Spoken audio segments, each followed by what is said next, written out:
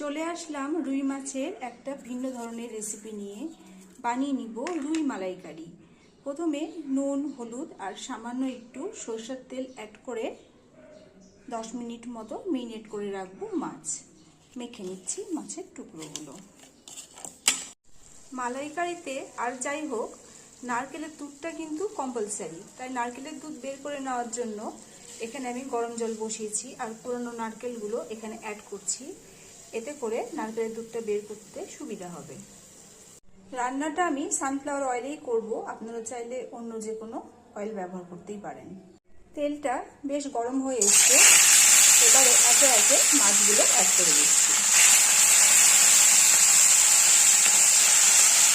মাছগুলো লাল লাল করে ভেজে নিয়েছি, এবারে তেল ঝরিয়ে তুলে নেব।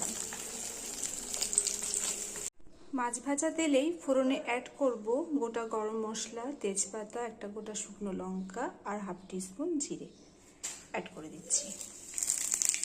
ফোড়নটা ভাজা হয়ে এসছে, এবারে অ্যাড করে দিব পেঁয়াজ বাটা। পেঁয়াজটা আমি রাত্রি দিয়ে দিচ্ছি। পেঁয়াজটা কয়েক মিনিট ভাজার পরে এবারে অ্যাড করে দিব বেসিক মশলাগুলো। রয়েছে এখানে চিনি, জিরে গুঁড়ো, হলুদ গুঁড়ো, ঝাল লঙ্কা গুঁড়ো আর স্বাদ অনুযায়ী লবণ দিয়ে দিচ্ছি। হালকা হাতে মিশিয়ে নেব। এবারে অ্যাড করে দিব হাফ কাপেরও কম পরিমাণে টক দই।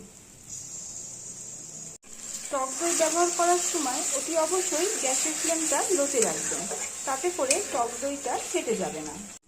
নারকেল থেকে যে দুধটা বের করেছিলাম সেটা এবারে অ্যাড করে দিচ্ছি। দিয়ে দিচ্ছি 1 কাপ মতো জল।